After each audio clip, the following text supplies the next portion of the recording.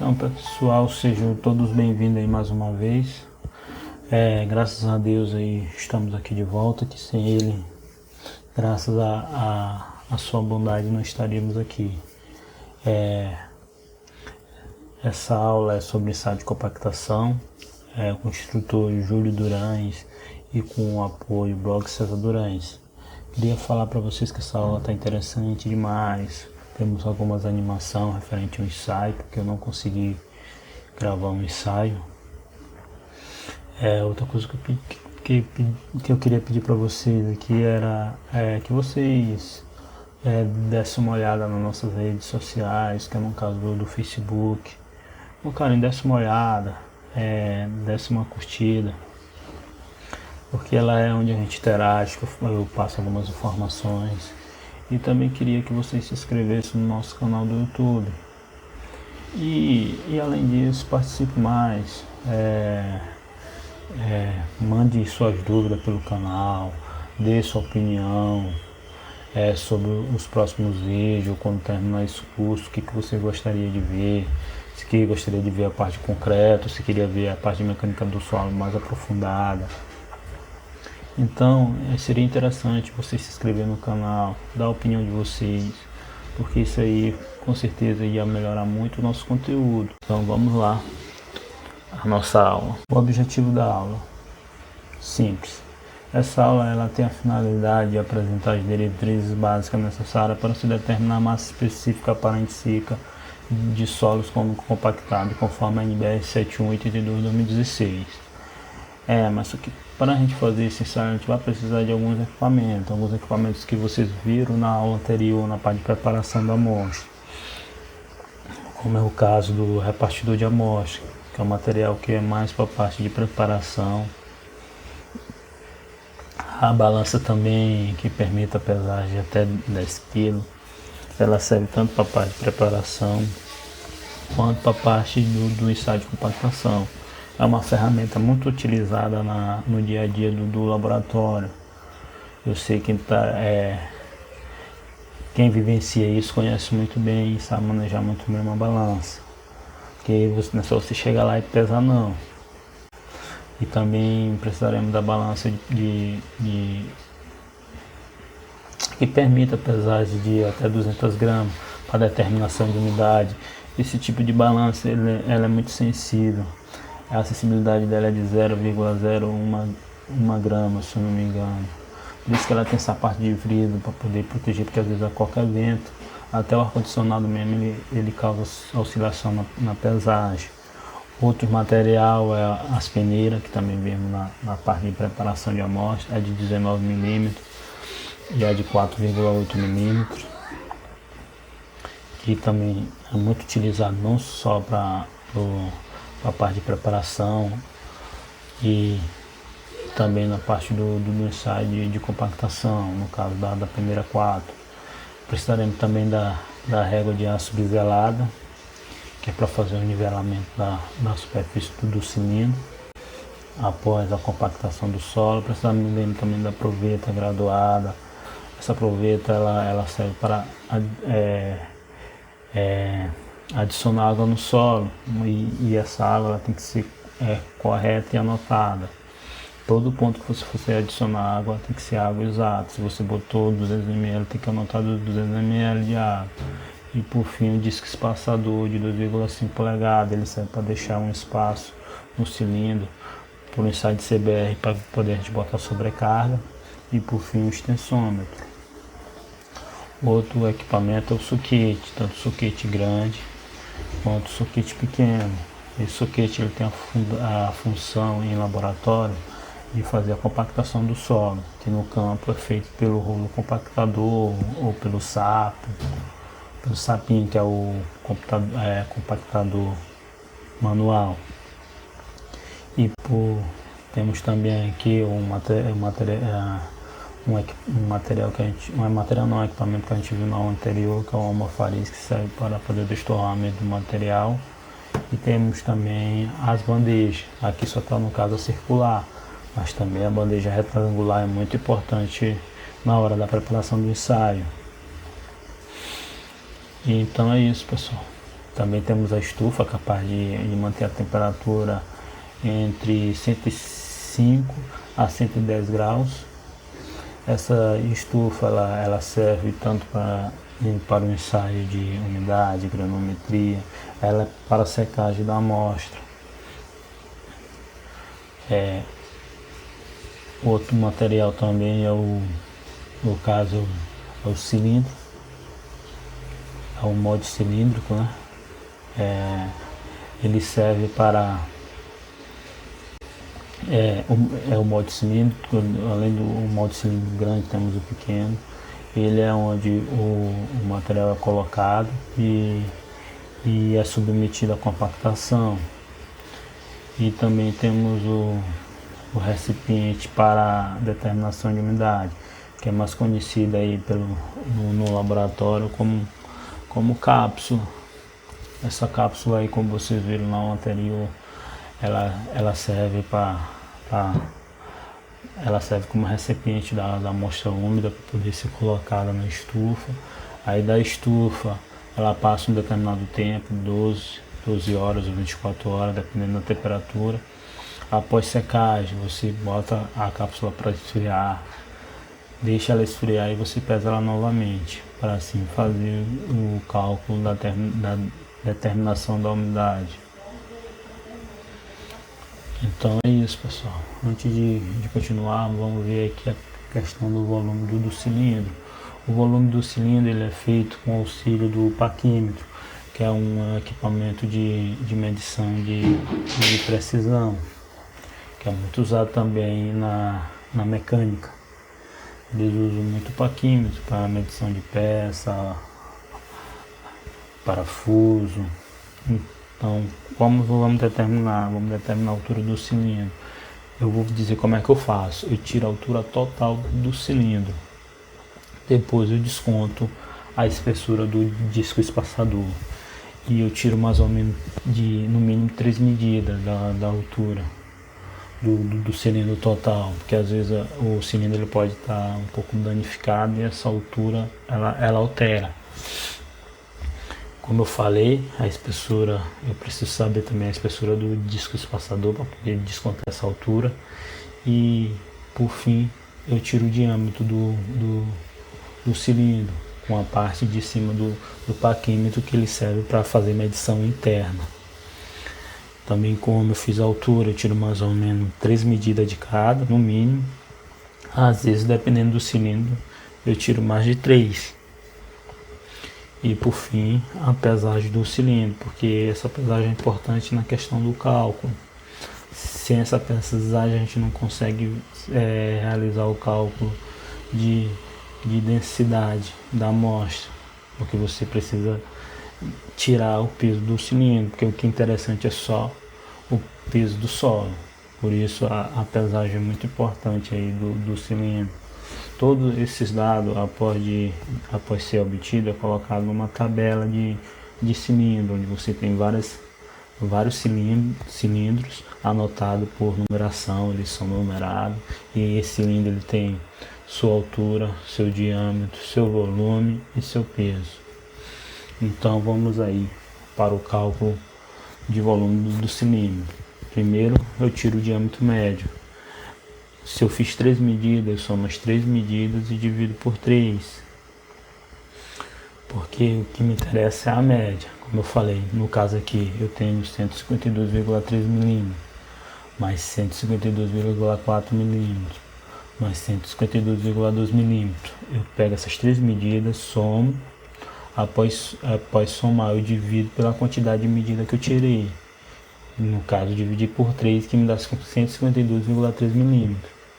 A altura, eu faço a média da altura total do cilindro. Depois eu desconto a espessura do disco espaçador.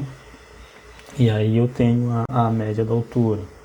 Como é no exemplo aqui, eu fui lá, fiz uma medição, eu tive a primeira medição de 78,1 milímetros, depois 78,3 milímetros, 78,2 milímetros, somei as 3, dividi por 3 e obtive 178,2 milímetros.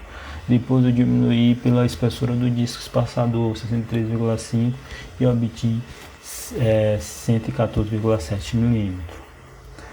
Aí vamos partir para o cálculo. Só que na parte do cálculo de volume de cilindro, você está com suas medidas em milímetro. Então, o que eu tenho que fazer? Eu tenho que passar essas medidas para centímetro, porque eu preciso achar o volume do cilindro em centímetros cúbicos. Então, como é que eu faço? Simples. Matemática básica. Praticamente o que é usado em laboratório é matemática básica. Eu pego, no caso aqui, o diâmetro 152,3 e divido por 10. Aí eu tenho a espessura, eu tenho o diâmetro em milímetro, no caso deu 15,23 milímetros. Mesma coisa, eu pego a altura em milímetro e dividido por 10, eu tenho a altura em centímetro. E o cálculo do volume é simples. É o raio ao quadrado vezes π, que ele me dá a área, vezes a altura que me dá o volume. Como no caso aqui, 7,615 ao quadrado, 57,99 vezes π me deu 182,18 centímetros quadrados, 182,18 centímetros quadrados vezes a altura 11,47, me deu um volume de 2,090 centímetros cúbicos. Então agora vamos um pouquinho entender aí o que é a compactação. A compactação é entendida como uma ação mecânica por meio da qual se impõe ao solo uma redução de seu índice de vazio. Ou seja, a compactação serve para aumentar a resistência do solo através da diminuição dos vazios. Essa diminuição dos vazios é feita através de uma energia aplicada ao solo, que é através do soquete em laboratório e no campo pelo rolo compactador, juntamente com um fluido que serve para diminuir o atrito entre as partículas do solo, que no caso esse fluido é a água. Ralph Proctor, ele desenvolveu a metodologia do ensaio de compactação. Em 1933, ele apresentou um estudo que descreveu que o aumento na densidade do solo compactado por uma determinada energia dependia da sua umidade. Nesse estudo, ele percebeu que a densidade do solo aumenta juntamente com o seu teor de umidade. Porém, quando esse teor de umidade chega ao máximo, essa densidade ela começa a declinar, porque, ou seja, a quantidade de água ela impede a aproximação das partículas. Outra observação é que quando a compactação é realizada com uma umidade muito baixa, o solo não consegue uma redução dos vazios significativa. Por quê? Porque por causa do atrito das partículas do solo, pela falta do fluido para fazer a lubrificação das mesmas, que no caso o fluido seria a água. Então vamos agora ver aqui a questão da energia da compactação, que é muito importante para o ensaio. Temos aqui uma tabela onde ela vai descrever o número de golpes pelo tamanho do cilindro e do soquete. Vamos começar aqui pelo soquete pequeno. Pelo cilindro pequeno. Primeiro temos o Proctor normal, que é realizado com um soquete pequeno. São 3 camadas. E o número de golpes por camada são 26. Depois temos o soquete grande com o cilindro pequeno. São 3 Proctor intermediário, são 3 camadas, 21 golpes por camada. Depois a gente tem o Proctor modificado, o soquete grande com cilindro pequeno. Temos 5 camadas com 27 golpes cada. Aí depois nós já passa por cilindro grande e soquete grande. O número de camadas do Proctor normal são 5 e 12 golpes por camada. Além disso, a gente vai precisar da altura do disco espaçador, que nem eu falei, que é 63,5 milímetros. E depois vamos para o Proctor intermediário, que o número de camada é o mesmo, só aumentando o número de golpes por camada, que é 26 camadas. Depois vamos para o modificado, que também o número de camadas são 5, só que o número de golpes por camada são 55 golpes por camada. Então é uma tabela aí muito simples, que facilita muito a nossa vida aí. vocês aí quiserem, vou deixar na verdade vou deixar a norma aí no nosso grupo do WhatsApp aí. Se não tiver no grupo, por favor, entre lá pra gente interagir mais, porque tem pouca gente lá nesse grupo, gente. Pouca gente. Então vamos ao cálculo da energia da compactação. Um cálculo simples. Um dos cálculos mais simples que eu já vi na minha vida. E primeiro a fórmula ela nos deixa meio confuso. C nada mais é do que a energia de compactação em quilograma-força por centímetros cúbicos. M é a massa do soquete. H em quilograma-força. H é a altura do soquete. Em centímetros. NH é o número de golpes por camada. Número de golpes por camada. E por último não. O NC é o número de camadas sobre o volume da amostra, né? Porque o volume do cilindro seria o volume total, mas no caso seria o volume da amostra no cilindro em centímetros cúbicos. Vamos a um exemplo bem prático e simples, rápido aí para vocês só ter uma noção sobre o cálculo. Temos aí, foi criada também, como todos os cálculos, uma tabelinha aqui para facilitar a vida, a minha e a de vocês, que fica mais fácil de eu explicar. A massa do cilindro, 4,536 kg. Altura, 45,7 centímetros. Número de golpes, vamos usar o Proctor normal, até no nosso exemplo do ensaio aqui também vai ser Proctor normal, número 12. Número de camadas, 5. Aí obtemos aí M vezes H vezes Mg vezes Nc. Obtemos 12.437,712 dividido pelo volume, que é 2090. Obtivemos um de 5,95 kg/força por centímetros cúbicos. É bem simples mesmo aí, gente. É um cálculo simples, só para você ter uma noção da energia aplicada no solo. Então vamos lá ao nosso ensaio de compactação. Fiz uma pequena animação aqui para ficar de melhor compreensão. Vou começar a explicar após você fazer a preparação de amostra. Você vai fazer o cálculo da substituição, pelo menos do esquarteamento. Você vai pegar esse material e vai colocar numa bandeja circular, como vocês podem ver aí na imagem. E você vai pegar uma determinada quantidade de água. E essa água ela tem que ser anotada e vai acrescentar nesse solo. Após você acrescentar, você vai fazer uma homogeneização, deixar o material com uma umidade bem homogênea. Até sair a parte seca do material. O material tem que ficar todo úmido. Após a homogeneização, você vai para o cilindro, a colocar o colarinho, vai colocar também de disco espaçador e vai botar camada.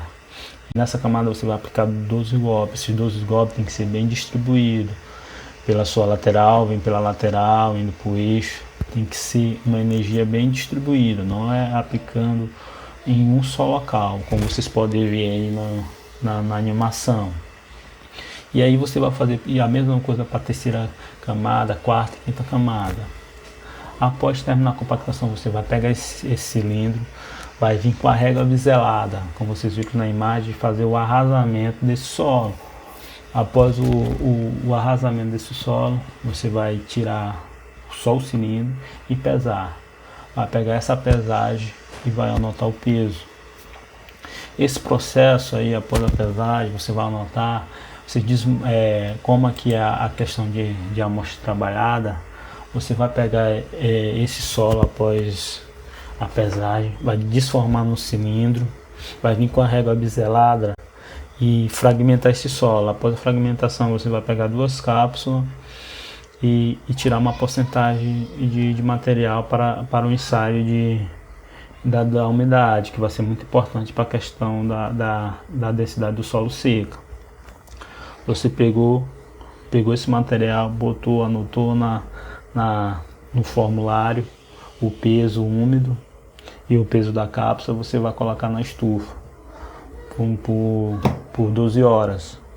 Colocou na estufa, deixa lá. Aí o material que ficou na bandeja, o que sobrou, você vai pegar a régua biselada e vai esfregmentar ele todinho, deixar ele todo fino. Após ele estar fino, você vai acrescentar mais água. Essa quantidade de água ela varia de 1% a 2%. No caso desse ensaio, eu acrescentei 1,5%. Vai usar esse mesmo material e acrescentar só água. E vai repetir o processo todo, a homogeneização, a compactação e a pesagem. Vai fazer a mesma coisa, anotar o peso, tirar as cápsulas de novo. Esse processo ele repete em 5 vezes, porque a gente precisa 5 pontos. Beleza? Então vamos lá, seguir. Então vamos agora para o cálculo da compactação da amostra. Vocês podem ver aqui, temos aqui uma pequena ficha, onde nela colocaremos alguns dados. Vocês viram que algumas unidades estão calculadas, começaremos com o número de golpes. O peso da amostra utilizada, vamos supor que era um material granular, eu usei 7 kg. O cilindro foi um só, como é a amostra trabalhada, cilindro 1.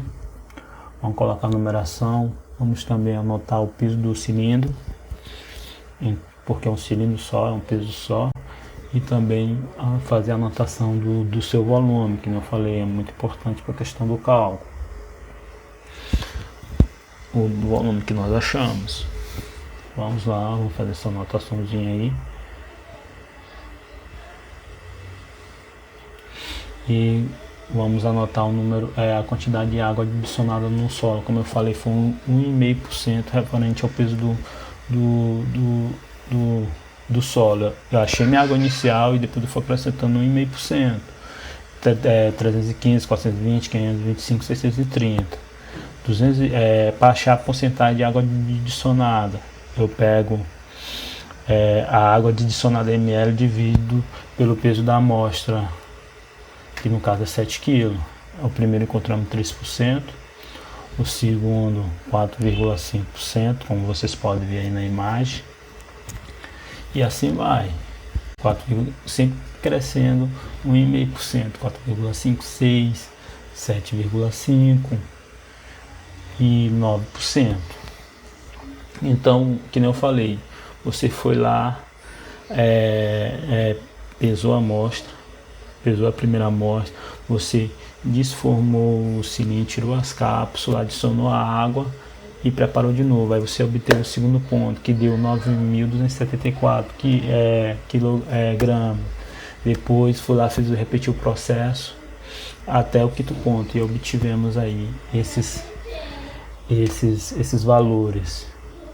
Então vamos ao cálculo. Eu pego o peso do solo mais o cilindro, menos o peso do cilindro, encontro o peso do solo úmido, dividido pelo volume do cilindro, encontro a densidade em quilograma-força, a densidade em gramas por centímetros cúbicos, que deu 2.081. E assim eu vou fazendo com o segundo ponto, 92,74 menos 46,80, que é o peso do cilindro, enquanto o peso do solo úmido. Peso do solo úmido dividido pelo volume, eu encontro a densidade.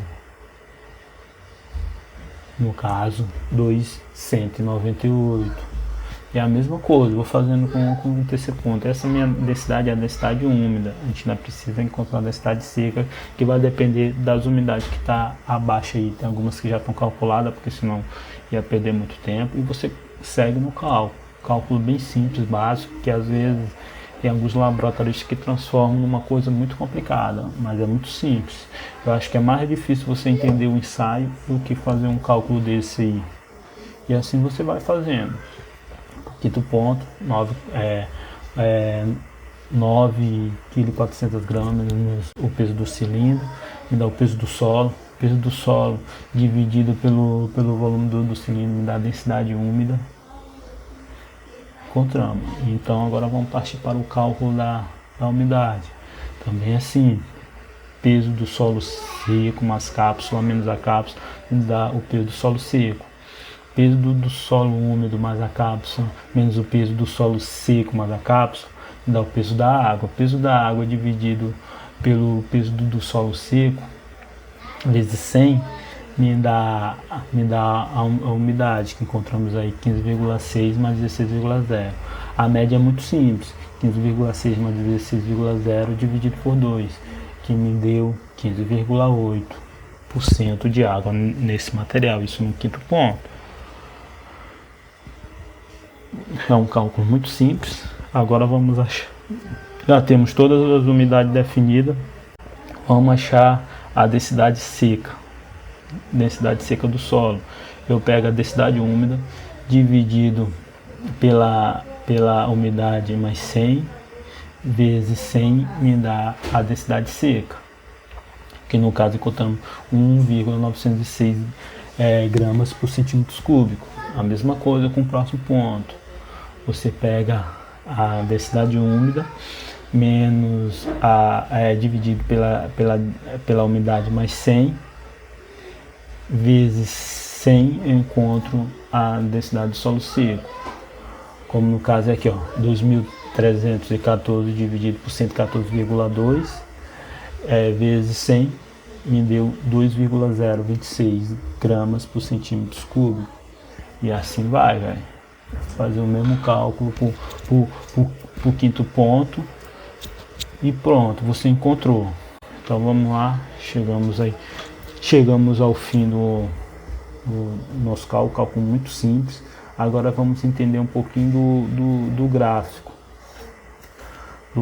Após você fazer todo esse cálculo, você vai gerar um gráfico. Que no caso, nessa parte aqui no eixo X, temos a umidade, que está nessa parte de baixo, e no eixo Y temos a densidade. Então você cruza, está vendo esses coisinhas pretinhas aí, esses traços pretos que estão cruzando a umidade igual a densidade. Aí você vai fazendo isso por primeiro ponto, por segundo, por terceiro, por quarto e por quinto ponto, que é o caso do nosso primeiro ponto aí, que é a densidade a umidade é 9,2 com uma densidade 1906, se eu não me engano, eu não anotei. E assim você vai fazendo para todos os pontos, vai fazendo por segundo. Você pega a umidade e cruza com a densidade. Aí você vai achar o segundo ponto no gráfico, depois você vai achar o terceiro ponto no gráfico, depois você vai achar o quarto ponto no gráfico, e assim sucessivamente. Essa escala da umidade, da densidade, é você que determina, entendeu? Essa escala aqui de baixo, você que determina se você quer ir em um, que no caso aí no meu eu estou indo em 1, 8, 9, 10, 11, e também a da densidade é você que determina essa escala, de acordo com como você achar melhor. E aqui você vê do nosso lado esquerdo temos o ramo seco do material, e do nosso lado direito da tela temos o ramo saturado, que no caso seria o primeiro, o segundo e o terceiro ponto. E na parte maior do gráfico, no eixo do gráfico, temos a densidade máxima com a umidade ótima. Você traça esse gráfico para você poder determinar a parte mais alta do gráfico, essa que vai ser a sua densidade máxima e sua umidade ótima. Não sei se ficou muito bem claro aí, mas qualquer dúvida aí eu peço para vocês colocarem aí na aula que faremos aí uma parte só de cálculo. Então chegamos ao fim aí, galera. Até a próxima, obrigado, valeu.